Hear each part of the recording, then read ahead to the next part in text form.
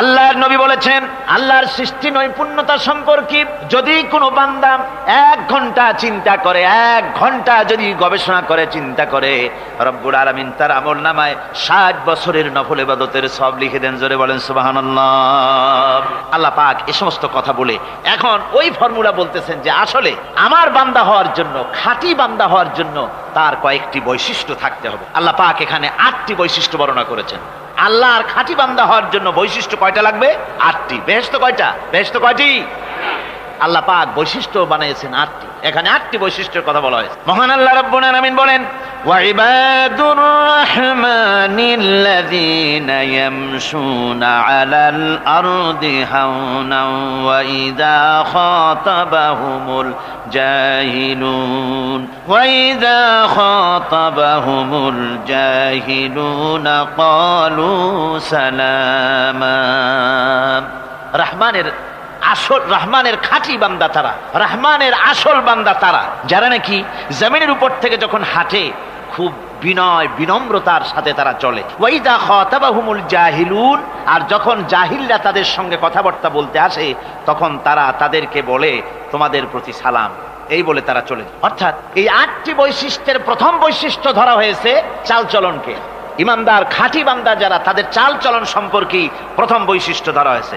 তার মানে হচ্ছে নির্লজ্জ, স্বৈরাচার, মাস্তান, গুন্ডা, বদমাশ, অত্যাচারী, এদের চালচলন এক ধরন। আবার অন্যদিকে ব্যক্তিত্ব সম্পন্ন, মর্যাদাবান, এরপরে শিক্ষিত, ভদ্র, মার্জিত, তাদের চালচলন ভিন্ন ধরনের। এই 2 শ্রেণীর চালচলন কি একরকম হয় নাকি? একরকম হয় না। তার কারণ হচ্ছে ব্যক্তির চালচলনের মাঝেই তার অবস্থাটা বোঝা যায় যে আসলে লোকটি কেমন। আল্লাহ রাব্বুল আলামিন এই কথার দ্বারা এটা প্রমাণ করতে চান যে মুমিন বান্দা যারা হবে, আল্লাহর খাঁটি বান্দা যারা হবে, তাদের পরিচয় দেওয়া লাগবে না। তাদের চালচলন দেখে, তাদের হাঁটা দেখে, তাদের চলা দেখে, তাদের বলা দেখে, তাদের আচরণ দেখে লোকেরা বুঝতে পারবে যে ইনি হচ্ছেন আল্লাহর একজন খাঁটি বান্দা, একজন মুমিন ব্যক্তি, একথা বুঝতে পারবে। আর সে ব্যক্তি জমিনের উপরে চলবে খুবই বিনম্র ভাবে। কোরআনে কারিমে অন্য জায়গায় আল্লাহ রাব্বুল আলামিন বলেছেন, ওয়ালা তামশি ফিল আরদি মারহান ইন্নাকা লান তাখরিকাল আরদা ওয়া লান তাবলুগাল জিবালা তুলা। আমার জমিনের উপরে অহংকারের পদবরে হেঁটো না, আমার জমিনের উপরে অহংকার করে জমিনের উপরে হেঁটো না। তুমি জমিনের উপরে অহংকার করে হেঁটে পদাঘাত দিয়ে আমার এই জমিনকে ফাটায় দিতে পারবে না। আর তুমি লাভ দিয়ে আমার আকাশে, আমার পাহাড়ের উচ্চতাও তুমি ছাড়িয়ে যেতে পারবে না। অহংকার করে কেউ কি পায়ের আঘাত দিয়ে জমিনটাকে ফাটায় দিতে পারে? কি বলেন, পারবে? আর অহংকার করে লাভ দিয়ে পাহাড়ের উচ্চতাও কি কেউ ছাড়িয়ে যেতে পারবে? পারবে না। সুতরাং অহংকার, মুমিন ব্যক্তি যারা, তারা অহংকার করতে পারে না। অহংকার মুমিনের স্বভাব নয়। অহংকার করতে পারে কেবলমাত্র আল্লাহ রাব্বুল আলামিন। অহংকার হচ্ছে আল্লাহ পাকের ইজাত। অহংকার কে করতে পারেন? আল্লাহ পাক করতে পারেন। মানুষের অহংকার শোভা পায় না। মানুষ, তোমার আবার অহংকার কিসের? 1 ফোঁটা নাপাক পানি দিয়ে যার জন্মের উৎস, এমন নাপাক পানি যা শরীর থেকে নির্গত হলে পরে গোসল করা ফরজ হয়ে যায়, এমন 1 ফোঁটা নাপাক পানি যার জন্মের উৎস, তার অহংকার কি? অহংকার করবেন আল্লাহ রাব্বুল আলামিন। হাদিসে কুদসির ভিতরে এসেছে, আল্লাহ পাক বলেছেন, যে ব্যক্তি অহংকার করে সেজন্য আমার চাদর নিয়ে টানাটানি করে। জোরে কোন নাউযুবিল্লাহি মিন যালিক। সুতরাং মুমিন বান্দা যিনি হবেন, আল্লাহর খাঁটি বান্দা, রহমানের খাঁটি বান্দা, সে ব্যক্তি কখনো জমিনের উপর অহংকারের সাথে চলাফেরা করবে না, বরং তার চালচলন হবে অত্যন্ত বিনম্র। আর কি? আর হলো জাহিলদের সঙ্গে সে কোনো বিতর্কে লিপ্ত হবে না। জাহিলরা গালাগালি দেবে, গালাগালির জবাবে সে গালাগালি দেবে না। জাহিলরা অত্যাচার করবে, অত্যাচারের জবাবে সে অত্যাচার করবে না, বরং তাদেরকে দেখলে, তারা অত্যাচার করতে আসলে, তারা গালাগালি দিলে তাদের জবাবে ইদফা বিল্লাতি হি আহসান, তাদের জবাবে তাদেরকে সালাম দিয়ে সেখান থেকে তারা কেটে পড়বে। সূরা কাসাসে অন্য জায়গায় আল্লাহ রাব্বুল আলামিন একথা আবার এভাবে বলতেছেন, ওয়াইজা সামিউল লাগবা আ'রাদু আনহু ওয়া ক্বালু লানা আ'মালুনা ওয়া লাকুম আ'মালুকুম সালামুন আলাইকুম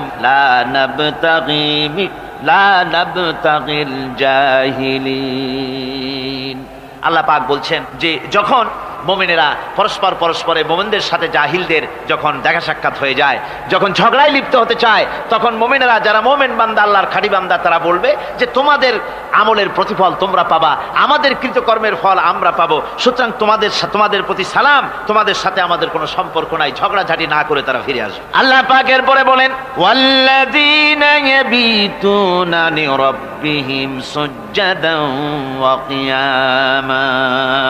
রহমানের খাঁটি বান্দা তারাই আরেকটি বৈশিষ্ট্য, তাদের এই 2 নম্বরের বৈশিষ্ট্য বার বলা হচ্ছে। রহমানের আল্লাহর খাঁটি বান্দার 2 নম্বরের বৈশিষ্ট্য যেটা, সেটা হচ্ছে এই যে তারা রাত কাটায় তার রবের হুজুরে আল্লাহর দরবারে সেজদা দিয়ে দাঁড়িয়ে থেকে কান্দাকাটি করে তারা রাত গুজরান করে। জোরে বলেন সুবহানাল্লাহ। আর এর বিপরীত যারা, তারা রাত কাটায় রাতের বেলা মদ, জুয়া, সিনেমা, গান বাজনা, অশ্লীলতা, নাটক, হাবিজাবি, গল্প গুজব করে তারা তাদের রাত কাটায়। আর যারা মোমেন বান্দা, আল্লাহর বান্দা, যারা খাঁটি বান্দা, তারা এই রাত তারা আল্লাহর ইবাদতের ভিতর থেকে কান্দাকাটির মধ্য দিয়ে দাঁড়িয়ে দাঁড়িয়ে অথবা সেজদার ভিতরে তারা তাদের রাত কাটিয়ে দেয়। কোরআনে কারীমে আল্লাহ রাব্বুল আলামিন একথা এভাবে বলেছেন, তাতাজাফা জুনুবুহুম আনিল মাদাজি'i ইয়াদউনা রাব্বাহুম খাওফান ওয়া তামআন। আমার মোমেন বান্দারা তাদের পার্শ্বদেশ এবং পৃষ্ঠদেশ বিছানার উপরে বেশি রাত থাকে না, তারা তাদের রবের প্রতি রবের ভয়, আল্লাহর ভয়, আশা এবং আশা পোষণ করে, আর তারা আল্লাহকে ভয় করে তারা বিছান থেকে নিজের পিঠকে আলাদা করে নিয়ে তারা রাতের বেলায় আমার কাছে কান্দে, আমার কাছে দোয়া করে, তারা কান্দে, ইবাদত করে। সূরা যারিয়াতের ভিতরে রব্বুল আলামিন বলতেছেন, কানু কালিলাম মিনাল লাইলি মা ইয়াহজাউনা ওয়া বিল আসহারি হুম ইস্তাগফিরুন।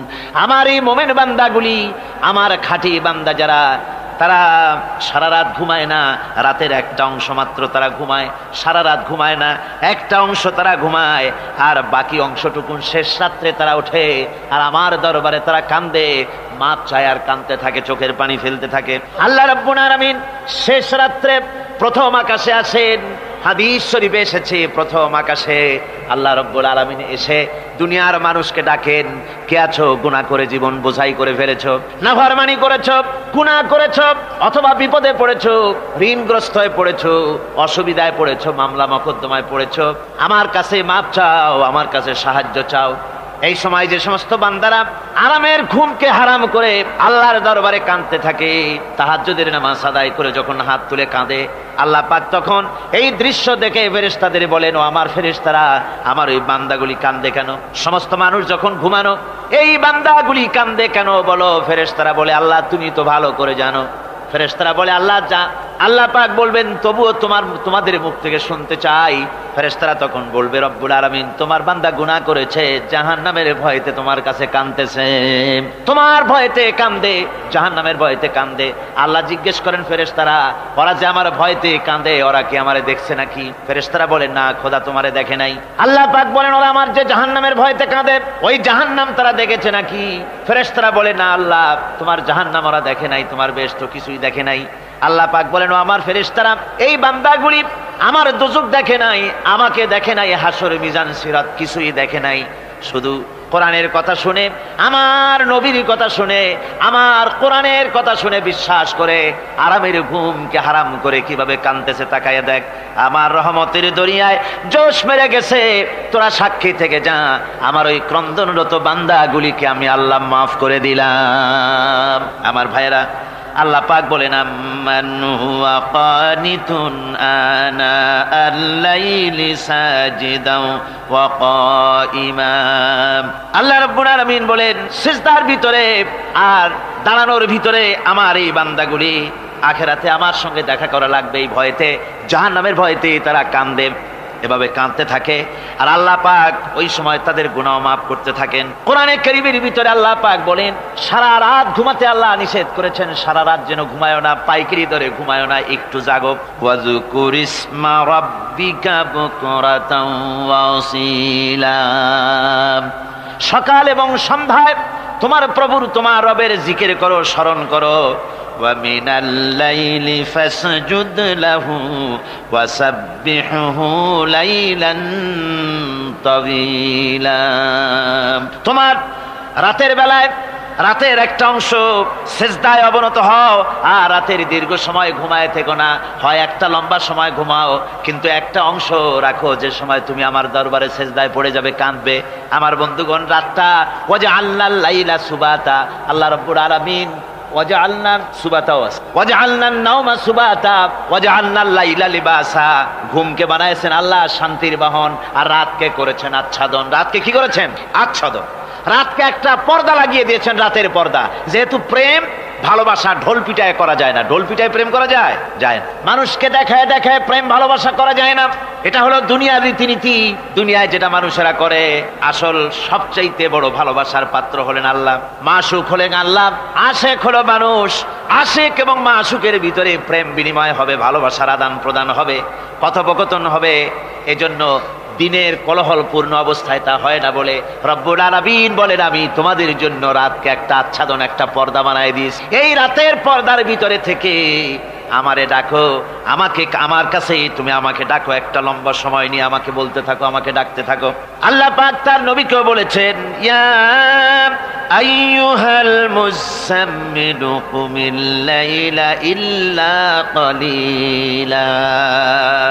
হে চাদর আচ্ছাদিত ব্যক্তি, রাত্রিকালে সালাতে দণ্ডায়মান থাকো, কিন্তু কম, সারা রাত জাগার দরকার নেই। একটা অংশ জাগো, যখন তুমি আমার জন্য কাঁদবে, আমার জন্য সেজদায় পড়ে থাকবে। রাসূল পাক সাল্লাল্লাহু আলাইহি সাল্লাম তাহাজ্জুদের নামাজি সেজদায় পড়ে থাকতেন।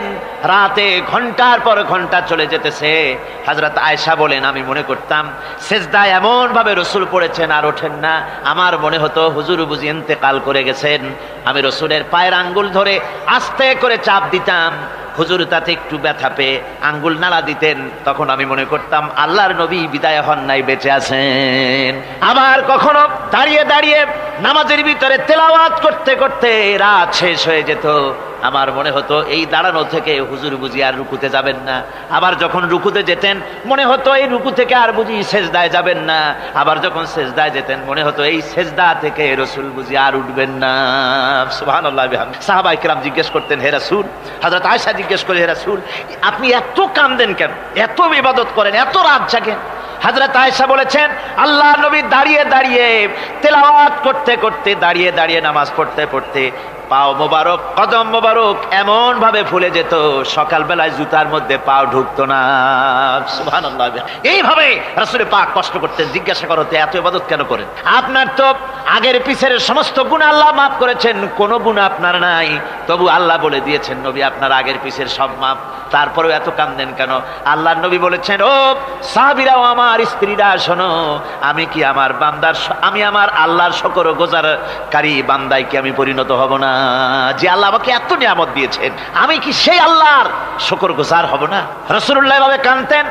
সুতরাং প্রত্যেকটি মুসলমানকে রাতের বেলায় আল্লাহর দরবারে হাত তুলে কাঁদতে হবে, মোনাজাত করতে হবে, রব্বুল আলামিন যে গুনাহ করেছি, আমি যত গুনাহ করেছি, আমাকে তুমি নেয়ামত যা দিয়েছো, এই নেয়ামত তুমি না দিলেও পারতে, তুমি দয়া করে দিয়েছো। এভাবে যদি মানুষ কান্দে, আল্লাহ এই অপরাধ করেছি, অপরাধের কথা যদি স্মরণ করে আর কাঁদতে থাকে, আল্লাহ রব্বুল আলামিনের রহমত তার উপরে তখন পড়তে থাকে। আর এই তাহাজ্জুদ গভীর রাতের কান্দাকাটি, এই জন্য আল্লাহ পাক বলেন, এর আসল ব্যাপারটা হলো ইন্না নাশিআতাল লাইলি হিয়া আশাদ্দু ওয়াতআন ওয়া আকওয়ামু কিলা।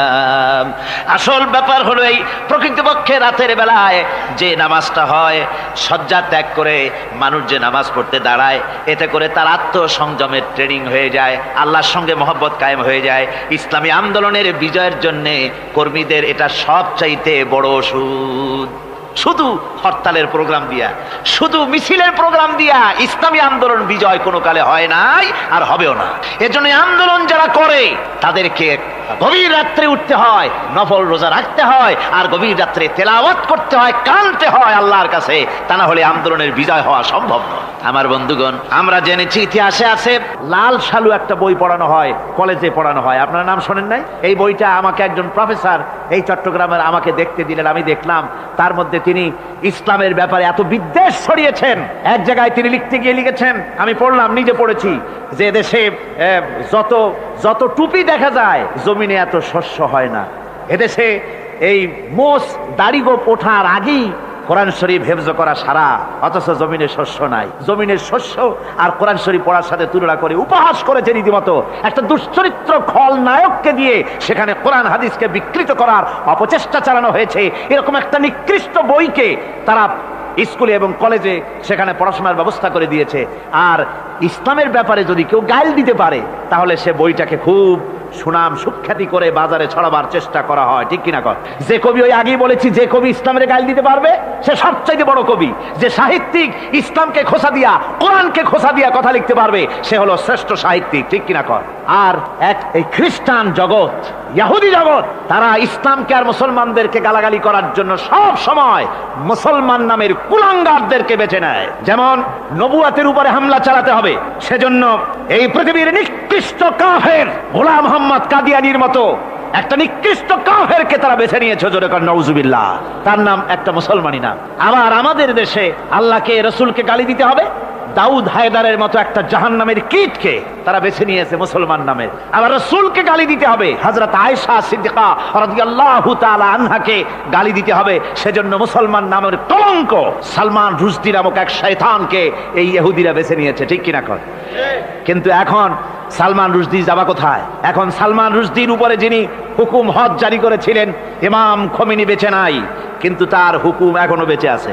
উনি অর্ডার করেছেন, যেখানে পাও সেখানে হত্যা করো। ফাকতুলু সালমান রুশদি হাইসু ওয়াজাদতুম, ওরে যেখানে পাও সেখানে হত্যা করো। এখন ওর দশা হয়েছে এই, চেহারা সার্জারি করে টরিয়া, তারপরে এখন লা ইয়ামুতু ফিহা ওয়ালা ইয়াহইয়া, সে বাঁচিয়াও নাই মরিয়াও নাই, এমন অবস্থা আছে। আমার ভাইরা, আমার মুসলমান মদও যদি খায়, জিনাও যদি করে, রাসূলকে যখন কেউ গালি দেয় তখন মনে করে আমি একটা অপরাধ করেছি, ঠিক, আমি মদ খাইছি, অন্যায় করেছি, আমি নামাজ পড়ি না, অন্যায় করেছি, কিন্তু আমার রাসূলকে গালি দিয়েছে, ওরে যদি পাই ওর কাঁচা কলিজা চাবায় খাবো, ঠিক কিনা কর? সুতরাং আজকে এইভাবে করে আমার দেশের শিক্ষা ব্যবস্থাকে নষ্ট করা হয়েছে এই ধরনের বই পড়িয়ে। এবং এক শ্রেণীর শিক্ষক আছেন যারা কলেজ ইউনিভার্সিটিতে অপ্রাসঙ্গিকভাবে ইসলামকে গালাগালি করে, আল্লাহকে গালি দেয়, ইসলামকে গালি দেয়, মুসলমানদেরকে গালি দেয়। বরদাস্ত করতে পারি না। বলি বন্ধুরা, ইসলাম যদি ভালোই না লাগে তাহলে নামটা মুসলমানি নাম রাখছেন কেন? ঘোষণাটা দিয়ে দেন, আমরাও জানাজা না পড়াবার হাত থেকে বেঁচে যাই, ঠিক কিনা? সুতরাং এরা ওই জায়গায় বসে আছে আমাদের সন্তানদের মস্তিষ্ককে বিকৃত করার জন্য। আল্লাহ রাব্বুল আলামিন বলেন এভাবে করে, ওয়াল্লাযীনা লা ইয়াদউনা মা'আল্লাহি ইলাহান আখারা ওয়া লা ইয়াকতুলুনান নাফসাল্লাতী হারামাল্লাহু ইল্লা বিল হক, তারা হত্যা থেকে বিরত থাকে, মানুষকে হত্যা করে না। ওয়ালা ইয়াজনুন, আর তারা ব্যভিচার করে না, জিনা ব্যভিচার করে না। জিনা ব্যভিচার সম্পর্কে কোরআন শরীফ বলছে, ওয়ালা তাকরাবুজ জিনা ইন্নাহু কানা ফাহিশাতান ওয়া সাআ সাবিলা। জিনা করা তো দূরের কথা, আল্লাহ পাক বলছেন জিনার নিকটবর্তী হয় না। জিনার নিকটবর্তী মানুষ হয় কিভাবে? জিনার নিকটবর্তী হওয়ার জন্য কতগুলি উপকরণ এবং উপাদান আছে। তা হচ্ছে অশ্লীল নৃত্য গীত, তা হচ্ছে যৌন আবেদনমূলক পত্র পত্রিকা, তা হচ্ছে অশ্লীল ছায়াছবি, তা হচ্ছে নারী সৌন্দর্যের প্রদর্শনী। এই সব জিনিসগুলি মানুষকে জেনার দিকে আকৃষ্ট করে। এসব কি আমাদের সমাজে চালু আছে? আমাদের সমাজে আছে। তো জেনার উপকরণ কি কি বললাম? জেনার উপকরণ হচ্ছে সহশিক্ষা, জেনার উপকরণ হচ্ছে নারীর সৌন্দর্য প্রদর্শনী, জেনার উপকরণ হচ্ছে অশ্লীল পত্র পত্রিকা এবং অশ্লীল ছায়াছবি। এগুলি মানুষকে জেনার দিকে আকৃষ্ট করে, উদ্বুদ্ধ করে। এসব আমাদের সমাজে চালু আছে। ব্যাঙ্গের ছাতার মতো ভিডিও ক্লাব চালু হয়েছে শহরের কোনায় কোনায়, রাস্তার মোড়ে মোড়ে, আর এ দিয়ে ছবি এনে মানুষ দেখতে থাকে আর চরিত্র নষ্ট হতে থাকে। এরপরে রয়েছে সহশিক্ষার ব্যবস্থা, রয়েছে নারীদের বেপরদিগি সৌন্দর্যের প্রদর্শনী, আর রয়েছে যৌনাবেদনমূলক পত্রপত্রিকা। আর পত্রপত্রিকার কাজই হচ্ছে এখন যৌন সুশ্রুতি দেওয়া আর ইসলামকে গালি দেওয়া। বর্তমান সরকারের আমলে 1991 সনের জানুয়ারি থেকে শুরু করে, যখন সরকারের স্থিতিশীলতা ছিল না, জানুয়ারি ফেব্রুয়ারি মাস থেকে নিয়ে আজ পর্যন্ত বর্তমান সরকার প্রায় 138টি সাপ্তাহিক, পাক্ষিক, মাসিক, দৈনিক পত্রিকার ডিক্লারেশন দিয়েছেন। এতগুলি পত্রিকা, আর সমস্ত পত্রিকায় ওনারা ঘোষণা করেছেন যে আমরা সাংবাদিকতার সর্বোচ্চ স্বাধীনতা দিয়েছি। আর এই সর্বোচ্চ স্বাধীনতার সুযোগ নিয়ে প্রত্যেকটি পত্রিকা, অলমোস্ট প্রায় প্রত্যেকটি পত্রিকা ইসলামকে গালি দিচ্ছে। আর কিছু পত্রিকা সমাজে চালু হয়েছে, বাংলাদেশে চালু হয়েছে ভারতের রয়ের টাকায়। ভারতের রয়ের টাকা দিয়ে যে পত্রিকা, দৈনিক এবং সাপ্তাহিক পত্রিকা চালু হয়েছে, তার ভিতরে রয়েছে দৈনিক ভোর এবং আজকের কাগজ, সাপ্তাহিক পূর্বাভাস। ভারতের রয়ের টাকা দিয়া পরিচালিত এই কাগজগুলি গোটা বাংলাদেশের জাতি সত্তাকে দ্বিধা বিভক্ত করার জন্য সর্বাত্মক প্রচেষ্টা তারা চালাচ্ছে। এরা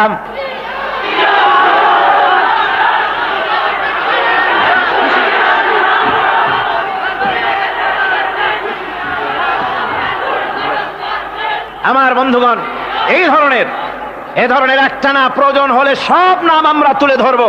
ভারতের টাকা দিয়ে, ভারতের রয়ের টাকা দিয়ে তারা এভাবে পত্রিকা তৈরি করে গোটা বাংলাদেশের স্বাধীনতা, সার্বভৌমত্ব এবং অস্তিত্বের উপরে আঘাত হানতেছে। শুধু তাই নয়, তারা ইসলামের উপর আঘাত হানছে। আলেম এবং পীরদের বিরুদ্ধে বক্তব্য তারা পত্রিকার ভিতরে সমালোচনামূলক কথাবার্তা তারা লিখছে। এমন একটা সাপ্তাহিক পত্রিকা কম পাবেন যেখানে ইসলামকে, ইসলামী আন্দোলনকে কিছু না কিছু খোঁচা মারা না হচ্ছে। ঠিক কিনা কর যারা বলেন ঠিক কিনা? তো এইভাবে করে তারা ষড়যন্ত্র চালিয়ে আমি সেদিন ঢাকায় বলেছিলাম যে বর্তমান মহিলা সরকার চলছে বলে আমরা কথা বলছি না, কিন্তু আমাদের একটা ধৈর্য আছে। আমরা সরকারকে সময় দিচ্ছি এগুলিকে কন্ট্রোল করার জন্য। শাসনতান্ত্রিক অ্যাকশন নেওয়া উচিত গভর্নমেন্টের। শাসনতন্ত্রে কি আছে? শাসনতন্ত্রে, সংবিধানে, কনস্টিটিউশনে লেখা আছে যে নাগরিকদের কোন ধর্মীয় অনুভূতিতে আঘাত লাগতে পারে এমন কোন কথা, এমন কোন বক্তব্য কেউ লিখতেও পারবে না, বলতেও পারবে না। সেটা দণ্ডমূলক শাস্তি, এটা শাস্তি হবে তার। এই ধরনের কথা লেখা আছে। এটা লেখা থাকা সত্ত্বেও যারা ইসলামের বিরুদ্ধে কথা বলে, পত্রিকার মাধ্যমে যারা এগুলি লেখে, এগুলির বিরুদ্ধে গভর্নমেন্টের হাত দিতে, অ্যাকশন নিতে অসুবিধা কোথায়? আমরা সময় দিচ্ছি সরকারকে, তারা এই জিনিসগুলি দেখুক এবং অ্যাকশন নিক। যদি তা না হয় তাহলে জনগণের তো ইসলামের, এদেশের মুসলমান বৃহত্তর জনসংখ্যা, জনগোষ্ঠী হচ্ছে মুসলমান। ইসলামের বিরুদ্ধে, তার আল্লাহর বিরুদ্ধে, রসুলের বিরুদ্ধে, মুসলমানদের সবচাইতে প্রিয় জিনিসগুলির বিরুদ্ধে কেউ যদি কথা বলে, মুসলমানেরা তা বেশি দিন বরদাস্ত করবে না।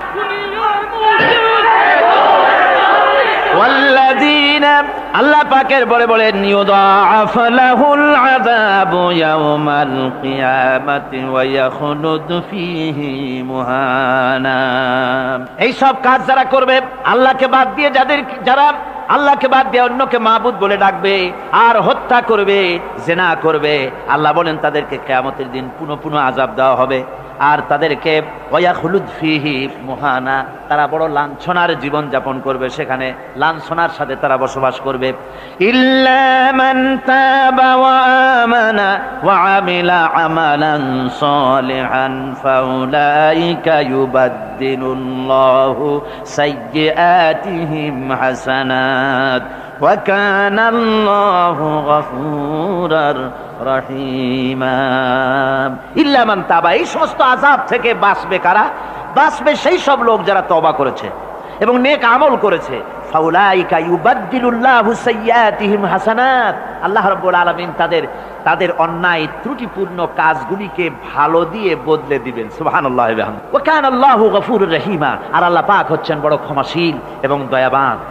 এই সুসংবাদ তাদের জন্য যাদের জীবন নানা প্রকারের অপরাধে কলঙ্কিত করেছে যারা, এবং নিজেদেরকে সংশোধন করতে এখন ইচ্ছুক। জীবনে বহু গুনাহ করেছে, হারামি, বদমাশি, জিনা, ব্যভিচার করেছে, এখন জীবনকে সংশোধন করতে চায়। এদের জন্য আল্লাহ রাব্বুল আলামিন এই সাধারণ ক্ষমা ঘোষণা করেছেন, জেনারেল এমনেস্টি ঘোষণা করেছেন। সাধারণ ক্ষমা ঘোষণা করে দিলে যে তোমরা এখনো যদি হেদায়েত হতে চাও, চূড়ান্ত ধ্বংস থেকে যদি বাঁচতে চাও, তাহলে আমি তোমাদের জন্য তওবার পথ খুলে রেখেছি। আল্লাহ যদি এই তওবার পথ খুলে না দিতেন তাহলে মানুষ হতাশায় নিরাশায় শয়তান হয়ে যেত, তার মানে আরো পাপ করত। যখন আর কোনো গুনাহ যখন মাফই হবে না, তখন আর কি করা যায়, আরো বেশি পাপের মধ্যে লিপ্ত হয়ে যায়। আমার ভাইরা, আল্লাহ রাব্বুল আলামিন মানুষের জন্য তওবা করার জন্য, গুনাহ মাফের জন্য দরজা খুলে রেখেছে। ইবনে জারীর তাবারীর একটি বর্ণনা এসেছে, হযরত আবু হুরায়রা রাদিয়াল্লাহু তাআলা আনহু তিনি বলছেন যে আমি ইশার নামাজ পড়ে মসজিদে নববী থেকে ইশার নামাজ পড়ে ঘরে আসতেছিলাম। ঘরে আসার সময় দেখি আমার দরজার কাছে একজন মহিলা দাঁড়ান। সে আমাকে সালাম বলল, আমি তাকে তার সালামের জবাব দিয়ে ঘরের মধ্যে প্রবেশ করলাম। কিছুক্ষণ পরে ওই মহিলা দরজায় নক করলেন। আমি দরজা খুলে জিজ্ঞেস করলাম, কি চাও? তিনি বললেন যে আমি শয়তানের ওয়াসওয়াসায় পড়ে জিনা করেছি এবং এই জিনা করার পর আমি গর্ভবতী হয়েছি, এরপরে একটা সন্তান হয়েছে, আমি সেই সন্তানকেও মেরে ফেলে দিয়েছি, এখন আমার বাঁচার পথ, আমার এখন এই গুনাহ মাফ হওয়ার পথ। হযরত আবু হুরায়রা রাদিয়াল্লাহু তাআলা আনহু বলছেন যে অসম্ভব, তোমার এই গুনাহ মাফ হবে না। মহিলা তখন যাওয়ার সময় কাঁদতে কাঁদতে কপালে আঘাত করতে করতে যাচ্ছিল যে আরে শরীরের এই রূপ, এই যৌবন, এই সৌন্দর্য কি তৈরি হয়েছিল জাহান্নামের আগুনে জ্বলার জন্য? এইভাবে করে চিৎকার দিতে দিতে মহিলা যান। হযরত আবু হুরায়রা বলেন, আমি সকালবেলায় আল্লাহ রাসূলের সঙ্গে ফজরের নামাজ আদায় করে আল্লাহ নবীকে ঘটনা শোনালাম, বললাম হে রাসূল আমি তো মহিলাকে এই রকম জবাব দিয়ে। হযরত আবু হুরায়রা দৌড়ে গেলেন, বললেন আমি ছুটতে লাগলাম, এমন ভুল আমি কথা বলেছি। মহিলা তো হতাশ হয়ে গিয়েছে, তিনি খুঁজতে খুঁজতে মহিলাকে পেয়ে গেলেন, যে বলেন ও মহিলা, আল্লাহর হাবিব তোমার সম্পর্কে এই কথা বলেছেন, তুমি যদি তওবা করো আল্লাহ রাব্বুল আলামিন তোমাকে মাফ করে দিবেন, আর তোমার দোষ ত্রুটিগুলির বিনিময় আল্লাহ তোমাকে নেক দিয়ে বদলায় দিবেন, তোমাকে আল্লাহ মাফ করবেন। মহিলা শোনা মাত্র আল্লাহু আকবার বলে চিৎকার মেরে সেজদায় পড়ে গেলেন। তিনি প্রাণ ভরে কাঁদলেন আর বললেন, আল্লাহ তোমার দরবারে শুকরিয়া আদায় করি যে আমার মতো গুনাহগারের জন্য তুমি যে তওবার দরজা খোলা রেখেছো।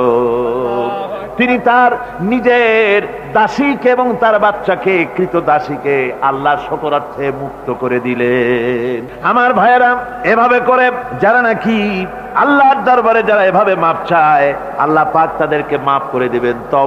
তওবা করার জন্য রব্বুল আলামিন পথ খুলে রেখে দিয়েছেন। আবার অন্য হাদিসে এসেছে হযরতে রাসূল পাক সাল্লাল্লাহু আলাইহি ওয়াসাল্লামের কাছে এক বৃদ্ধ এসে বলেছিলেন, হে আল্লাহর নবী, আমি যত গুনাহ করেছি সমস্ত গুনাহ যদি দুনিয়ার মানুষেরকে ভাগ করে দেওয়া হয় তাহলে একযোগে সব মানুষকে তা ডুবাইয়া ছাড়বে, এত গুনাহ আমি করেছি, এমন কোন গুনাহ নাই যে আমি করি নাই। হে আল্লাহ রাসূল, আমার এই গুনাহ মাফ হবে নাকি? আল্লাহর নবী বলেন, তুমি কি মুসলমান হয়েছো? লোকটি বলল, হুজুর আমি মুসলমান হয়ে গেছি। আশহাদু আল্লা ইলাহা ইল্লাল্লাহু ওয়াহদাহু লা শারীকা লাহু ওয়া আশহাদু আন্না মুহাম্মাদান আবদুহু ওয়া রাসূলুহু। পড়েন সবাই, আশহাদু আল্লা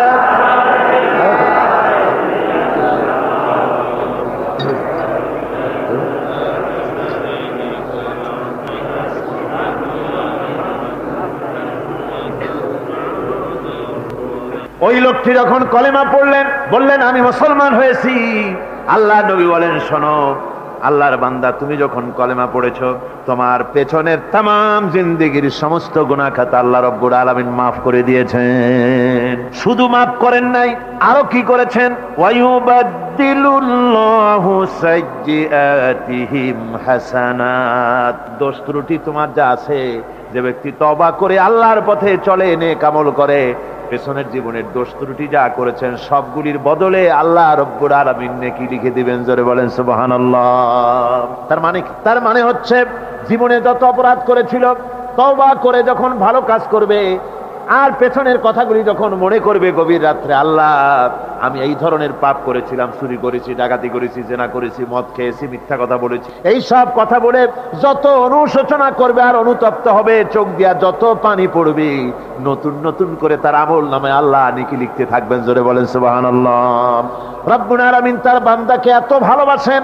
একজন সাহাবী কতগুলি পাখির বাচ্চা নিয়ে রাসূলের কাছে হাজির হয়েছেন। আল্লাহর নবী বলেন, এই পাখির বাচ্চাগুলি আনলা কেন? সাহাবী বলেন, হুজুর এই পাখির বাসাটা ভেঙে গিয়েছিল, বাচ্চাগুলি যখন ধরলাম ওর মা আমার মাথার উপরে ঠোকরাতে লাগলো, সে নিজের জীবনের মায়াকে উপেক্ষা করে বাচ্চাগুলিকে হেফাজত করার জন্য আমার উপরে ঝাঁপিয়ে পড়লো। আমি নিয়ে এসেছি এখানে, এই দেখুন ঘরের মধ্যে ঢুকেছে, এখানে ওই পাখিটা এসেছে।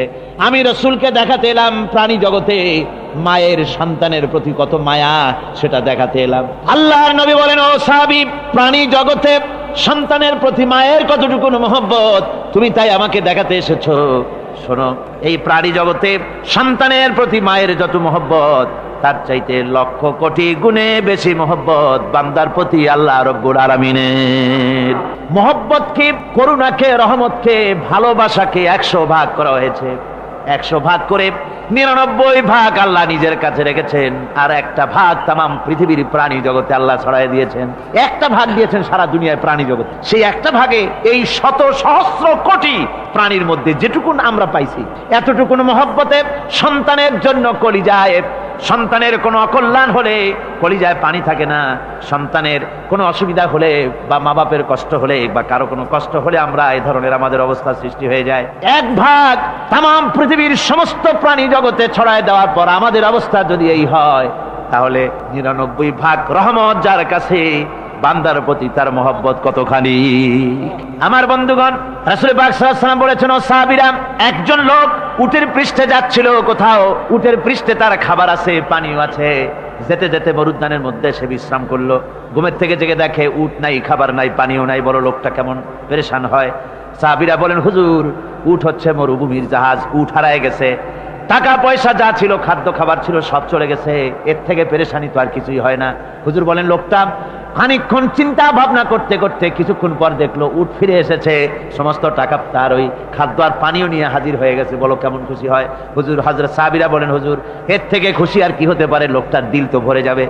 আল্লাহর নবী বলেন, ওগো সাহাবীরা, কোন বান্দা যদি আল্লাহর থেকে নাফরমান হয়ে যায়, নামাজ ছেড়ে দেয়, জিনা ব্যভিচার বদমাশি নাফরমানিতে যদি যখন লিপ্ত হয়ে যায়, উঠারা ব্যক্তি উট পাওয়ার জন্য যেমন পেরেশানি বোধ করে, আল্লাহ রাব্বুল আলামিন তার ওই নাফরমান বান্দার জন্য, আল্লাহ রাব্বুল আলামিন ফিরে আসার জন্য আল্লাহ রাব্বুল আলামিন চান।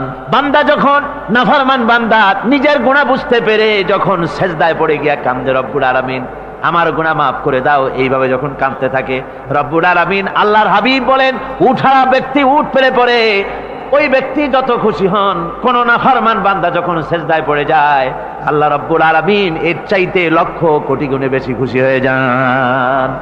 আল্লাহ পাক হচ্ছেন রহমান রহিম, গাফুরুর রহিম। পৃথিবীতে এমন কে আছে, আপনি আমাকে বলেন, এমন কে আছে অপরাধ করবে না আর সে বলবে আয় তোরে মাফ করে দেই?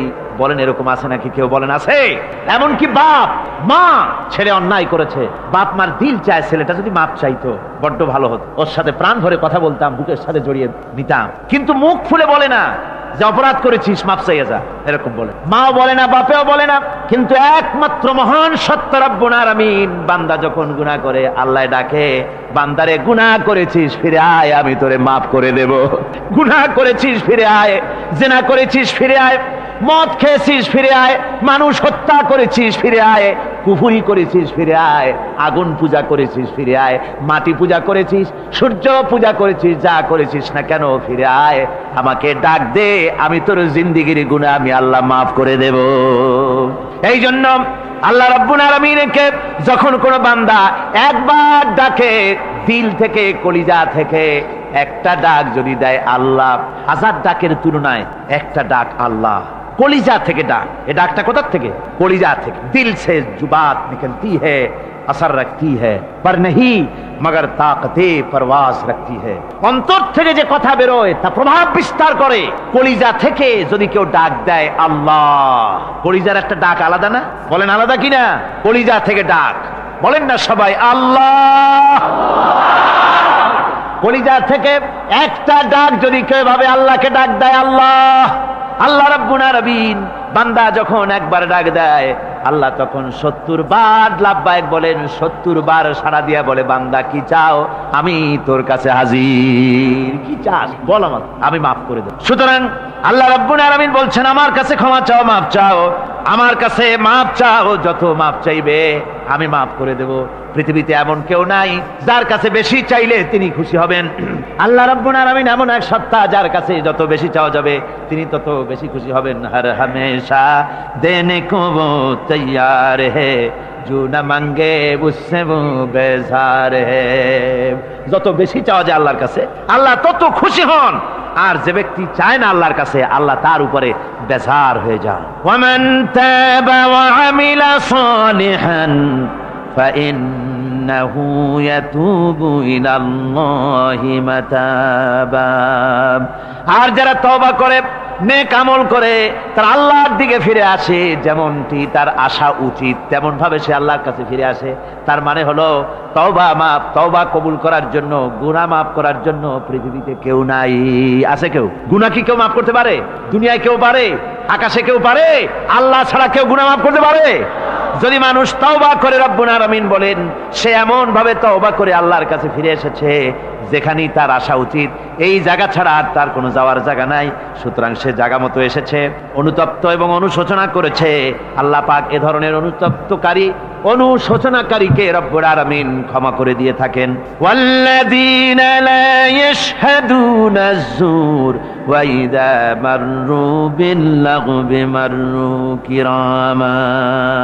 আর যারা মিথ্যার সাক্ষ্য হয় না, রহমানের বান্দা তারা যারা মিথ্যার সাক্ষ্য হয় না, এটা হচ্ছে ষষ্ঠ বৈশিষ্ট্য।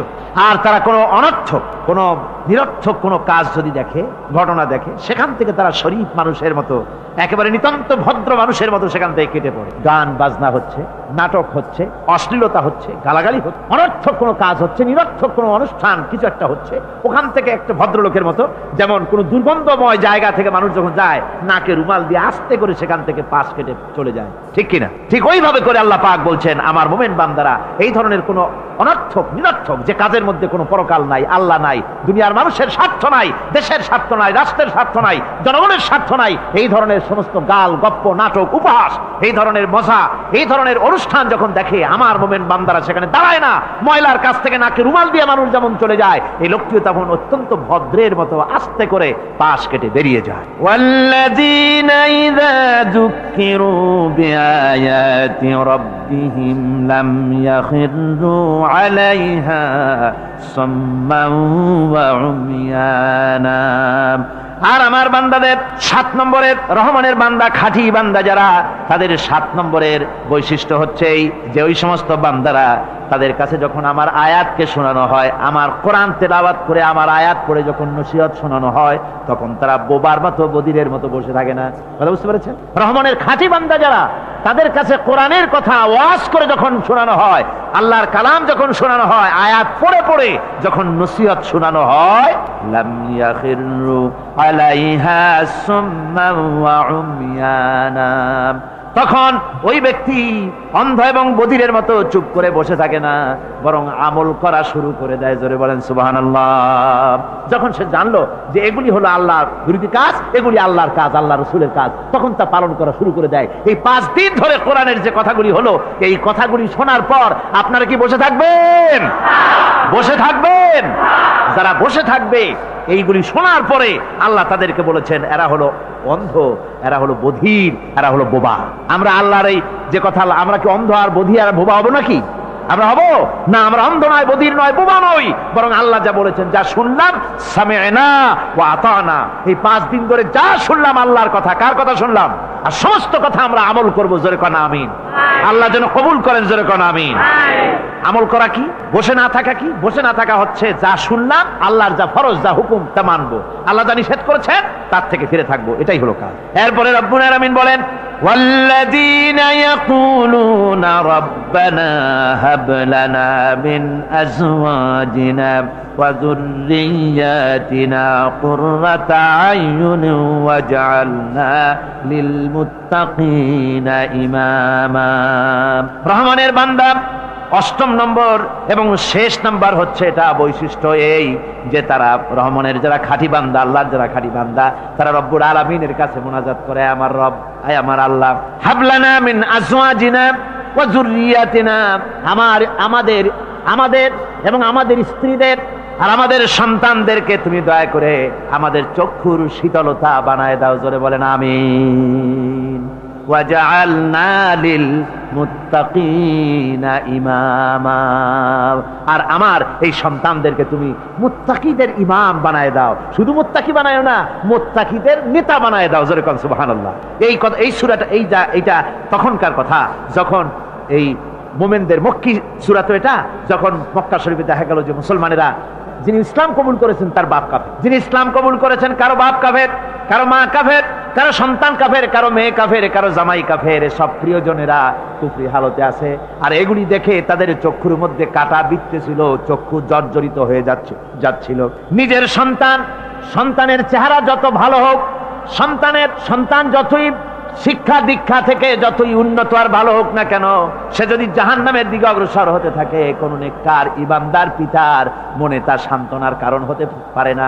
সে তখন আল্লাহর দরবারে, আল্লাহ পাক বলেন ওই মোমেন বান্দারা আমার কাছে দোয়া করে যে রব্বুল আলামিন আমার সন্তানদেরকে, আমার স্ত্রীদেরকে আমার চোখের শীতলতা বানাও, তাদের আমল আখলা কেমন বানাও, যাতে আমাদের চক্ষু ঠান্ডা হয়ে যায়। জোরে বলেন আমিন, জোরে বলেন আমিন। সন্তানদের জন্য আল্লাহর কাছে দোয়া করতে হবে। আপনারা দেখেন, চোখের সামনে দেখতে পাচ্ছেন সন্তান সিনেমায় যাচ্ছে, সন্তান নামাজ পড়ে না, সন্তান রোজা রাখে না, সন্তান মানুষের তৈরি করা মতাদর্শের পেছনে স্লোগান দিচ্ছে, দৌড়াচ্ছে, আর আপনি পিতা হয়ে তাকে ঠেকাচ্ছেন না।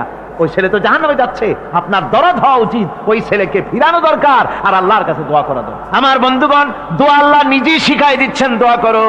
পড়েন আমার সাথে, রব্বানা হাব লানা মিন আজওয়াজিনা ওয়া যুররিয়াতিনা কুররাতা আয়ুন ওয়াজআলনা লিল মুত্তাকিনা ইমামা উলাইকা ইউজজাউনাল গুরফাতা বিমা সাবারু ওয়া ইউলাক্কাউনা ফিহা তাহিয়াতান ওয়া সালামা।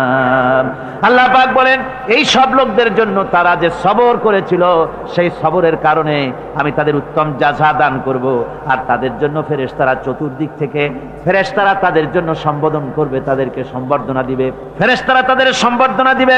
ওয়াল মালাইকাতু ইয়াদখুলুনা আলাইহিম মিন কুল্লি বাবিন সালামুন আলাইকুম বিমা সাবারতুম ফানি'মা উকবাদ-দার।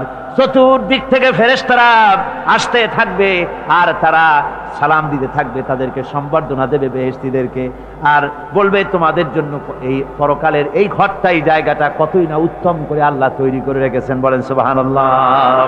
সালামুন আলাইকুম। আল্লাহ বলছেন, উলাইকা ইউজজাউনাল গুরফাতা বিমা সাবারু। তোমরা যে সবর এখতিয়ার করেছিলে, সেজন্য আজকে তোমাদের জন্য আমি এই বিরাট নিয়ামত তোমাদের জন্য রেখেছি। দিনকে চালু করতে গেলে, ইসলামী আন্দোলন করতে গেলে বিপদ আসে, আর সেই বিপদে সবর এখতিয়ার করতে হয়। কত ভয় আসে, লোভ আসে, কত কিছু আসে।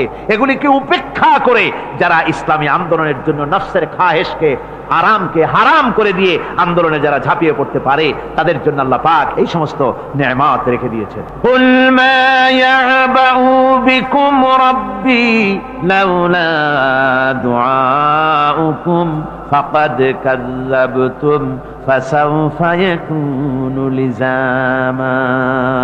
ও নবী, আপনি এদেরকে বলেন, আপনি এই লোকগুলিকে বলেন যে তোমাদের ব্যাপারে আল্লাহর কি প্রয়োজন পড়েছে যদি তোমরা আল্লাহকে নাই ডাকো, আল্লাহর কাছে যদি দোয়া না করো, যদি হাত না পাতো, আল্লাহ কি যদি না ডাকো, তাহলে তোমাদের দিয়ে আল্লাহর দরকার নেই। ফাকাদ কাযযাবতুম, তোমরা তো অস্বীকার করে চলছো। ফাসাউফা ইয়াকুনু লিজামা, খুব তাড়াতাড়ি করে তোমরা বুঝতে পারবে, এমন অবস্থা, এমন আযাব আসবে যে তখন তোমাদের প্রাণ বাঁচানোই দায় হয়ে পড়বে। আমার বন্ধুগণ, একটা মানুষের সাথে মানুষের সৃষ্টি, আর পাথরও সৃষ্টি। পাথরও একটা মাখলুক, মানুষও মাখলুক। পাথরের সাথে মানুষের পার্থক্য কোথায়? পাথর আল্লাহর দরবারে হাত তুলতে পারে না, আল্লাহকে ডাকতে পারে না, মোনাজাত করতে পারে না। মানুষ ডাকতে পারে, হাত তুলতে পারে, তার হাত দেওয়া আছে। মানুষ হয়ে যদি আল্লাহর দরবারে হাত তুলতে না পারলেন, চোখের পানি যদি না ফেলতে পারলেন, আল্লাহ পাক বলছেন, ও নবী বলে দেন, আপনি বলুন তোমাদের দিয়ে কি প্রয়োজন আল্লাহর। লাউলা দুআউকুম, তোমরা যদি সেই আল্লাহকে যদি না ডাকো, যদি তার কাছে হাত না তোলো, তাহলে তোমাদের দিয়ে আল্লাহর দরকারটা কি? তোমাদেরকে রব্বুল আলামিন তৃণখণ্ডের মতো উড়িয়ে দিবেন, কোনো মর্যাদা থাকবে না আল্লাহর কাছে। সুতরাং মর্যাদা পেতে হলে আল্লাহকে ডাকতে হবে, আল্লাহর কাছে চাইতে হবে। এভাবে করে আল্লাহ পাক তার বান্দাদেরকে নির্দেশ করছেন। আমার বন্ধুগণ, এই মোট 8টি বৈশিষ্ট্য ইসলামের আপনার মোমেন বান্দাদের জন্য, রহমানের খাঁটি বান্দাদের জন্য এই 8টি বৈশিষ্ট্য আল্লাহ পাক দান করেছেন। এই 8টি বৈশিষ্ট্য যেন আল্লাহ পাক আমাদের মধ্যে দান করে দেন। জোরে বলেন আমিন, আরো জোরে বলেন আমিন। 8টি বৈশিষ্ট্যের জন্য আল্লাহ পাক বেহেশত রেখেছেন। 8টি বেহেশত কয়টি? এই 8টি বেহেশতের দরওয়াজা আল্লাহ যেন আমাদের জন্য কিয়ামতে খুলে দেন, জোরে কোন আমিন। আমার ভাইরা, আল্লাহ রাব্বুল আলামিন এই কোরআন যে নাজিল করেছিলেন, এই কোরআন দিয়ে এই ধরনের নৈতিক গুণে গুণান্বিত একটা জনসমষ্টি তৈরি করেছিলেন আল্লাহর হাবিব জনাবে মুহাম্মদ রাসূলুল্লাহ সাল্লাল্লাহু আলাইহি ওয়াসাল্লাম। আর সেই জনসমষ্টি দিয়ে রাসূল পাক সাল্লাল্লাহু আলাইহি ওয়াসাল্লাম একটি ইসলামী কল্যাণমূলক রাষ্ট্র তৈরি করেছিলেন। রাসূলুল্লাহ কি করেছিলেন? একটা রাষ্ট্র, এই যা বললাম, এই 5 দিন ধরে যা বললাম, এই সব গুণাবলী দিয়ে, এই সব বৈশিষ্ট্য দিয়ে রাসূলুল্লাহ একটা জনগোষ্ঠী তৈরি করেছিলেন। সেই জনগোষ্ঠী নিয়ে মক্কি জিন্দেগি থেকে রাসূলুল্লাহ মদিনায় আসলেন। আর মদিনায় এসে রাসূলুল্লাহ এখন রাষ্ট্রপ্রধান হয়ে গেলেন। কি হয়ে গেলেন? রাষ্ট্রপ্রধান, প্রেসিডেন্ট হয়ে গেলেন। রাসূলুল্লাহ আজকে প্রেসিডেন্ট, রাষ্ট্র হলো। আর কোরআন দিলেন সংবিধান হিসাবে, শাসনতন্ত্র হিসাবে। আল্লাহর নবী বললেন, আজকে আমি দেশবাসীকে এমন একটা কনস্টিটিউশন, এমন একটি সংবিধান দেশবাসীকে আমি দিলাম, যেই সংবিধানের বদৌলতে সমাজে আর চুরি থাকবে না, ডাকাতি থাকবে না, জেনা থাকবে না, ব্যভিচার থাকবে না। এর বদৌলতে মানুষ এখন দরজা খুলে ঘুমাতে পারবে, আর কোনো অশান্তি থাকবে না, চুরি হবে না, ডাকাতি হবে না, নারী ধর্ষণ হবে না, হত্যা হবে না, আরামের জমিন হয়ে যাবে, আর মানুষ শান্তিতে বসবাস করতে পারবে। হুজুর বললেন, খায়রুল কুরুনি কারনি, সর্বশ্রেষ্ঠ যুগ হচ্ছে আমার যুগ। আমার বন্ধুগণ, কোরআনের সমাজই ছিল পৃথিবীর সর্বশ্রেষ্ঠ সমাজ। সেই সমাজ ব্যবস্থাকে আমরা ভুলে গিয়েছি। আজকে সমাজতন্ত্র ব্যর্থ হলো কেন? কমিউনিজম ব্যর্থ হলো কেন? ব্যর্থ হওয়ার একমাত্র কারণ হলো তারা মানুষকে খেতে দিতে পারে নাই, পড়তে দিতে পারে নাই। পুঁজিবাদও ব্যর্থ, সমাজতন্ত্র ব্যর্থ। আসলে ওরা বলেছে আমরা সবাইকে সমান করে দেব, খাইতে দেব, পড়তে দেব, কাপড় দেব, চোপড় দেব, ওষুধ দেব, তোমাদের মৌলিক অধিকার, মৌলিক প্রয়োজন মিটাবো, এগুলি সব তারা বলেছে। কিন্তু মৌলিক প্রয়োজন মিটাতে পারে নাই। 70 বছর যেতে পারল না, বিদায় হয়ে গিয়েছে। মৌলিক প্রয়োজন মিটাতে পারে শুধুমাত্র কোরআন। কে মিটাতে পারে? জোরে বলেন, কে পারে? কোরআন পারে মানুষের মৌলিক প্রয়োজন মিটাতে। তাই এই কোরআনে কারীমকে আল্লাহ রাব্বুল আলামিন অবতীর্ণ করলেন। আর কোরআন দিয়ে রাসূল পাক সাল্লাল্লাহু আলাইহি ওয়াসাল্লাম একটা সমাজ তৈরি করলেন, এমন সমাজ যেখানে রাষ্ট্রপ্রধানের পেট ফুলে উঠলো না খাইয়া, রাষ্ট্রপ্রধানের বিরাট বিল্ডিং উঠলো না, বিদেশে টাকা জমা হলো না। আজকে আমরা দেখি পৃথিবীতে কত জায়গায় রাষ্ট্রপ্রধান নিজের ছেলেবেলে নাই, হাওলাত করা ছেলে একটা, তাও যদি এত টাকা পয়সা বিদেশে জমা করে, তাহলে মানুষেরা মন্তব্য করে যদি নিজের ছেলে থাকতো তাহলে তো গোটা বাংলাদেশ বিদেশি ব্যাংকে জমা দিয়ে দিত। ইসলাম পৃথিবীতে এসেছে মানুষকে এমন এক শান্তির বিধান দিতে। রাষ্ট্রপ্রধান মুহাম্মদ রাসূলুল্লাহ সাল্লাল্লাহু আলাইহি ওয়াসাল্লাম, মানুষ খাবার পেয়েছে, দরজা খুলে ঘুমাবার সুযোগ পেয়েছে। আজ হযরত আবু হুরায়রা রাদিয়াল্লাহু তাআলা আনহু বলেন, আমি রাসূলুল্লাহর কাছে গেলাম, হুজুরকে গিয়ে সালাম করলাম। আল্লাহর নবী সালামের জবাব দিলেন, কিন্তু দেখতে পেলাম মুখ নড়ে, আওয়াজ বেরোলো না। কারণ কি? কাছে গিয়ে দেখি নবীজি ক্ষুধার যন্ত্রণায় কথা বলতেছেন, আওয়াজ বেরোতেছে না। এত ক্ষুধা লেগেছে আল্লাহর নবীর। 2-4 দিন চলে গেছে, খাবার নাই। রাসূলুল্লাহ সমস্ত গনিমতের মাল, যাকাত সদকার মালগুলি, খাদ্য দ্রব্যগুলি দুহাতে বিতরণ করেছেন। নিজের পেটে খাবার নাই, মানুষকে দিতেছেন। দিতে দিতে এশার নামাজ পড়ে নবীজি ঘরের মধ্যে প্রবেশ করে হযরত আয়েশা সিদ্দিকা রাদিয়াল্লাহু তাআলা আনহাকে ডেকে বলেন, আয়েশা রে, সারাদিন কষ্ট করেছি, দারুণ ক্ষুধা লেগেছে, তাড়াতাড়ি করে কিছু খাবার আমারে এনে দাও। হযরত আয়েশা হুজুরের ক্ষুধার্ত শ্রান্ত ক্লান্ত চেহারার দিকে তাকাইয়া হযরত আয়েশা কেঁদে ফেলেছেন। হযরত মা আয়েশা কাঁদেন আর বলেন, ইয়া রাসূলুল্লাহ, হে আল্লাহর নামের কসম করে বলি, আমি আয়েশার ঘরে কোনো পানি ছাড়া কোনো খাবার নাই। এই ছিল রাসূলের আদর্শ। হাদিস শরীফে এসেছে, আল্লাহর নবী বলেন, তোমরা যদি রাষ্ট্রীয় ক্ষমতায় যাও, বাড়ি না থাকলে সরকারি খরচ একটা বাড়ি নিতে পারো। তোমার যদি যানবাহন না থাকে, সরকারি খরচে যানবাহন নিতে পারো। ছেলে মেয়ের কাপড় চোপড়, লেখাপড়া, শিক্ষা, চিকিৎসার জন্য যদি না থাকে, তাহলে তুমি সরকার থেকে নিতে পারো। কিন্তু এর থেকে 1 চুল পরিমাণ যদি পাও বাড়াও, সরকারের মাল জনগণের মাল,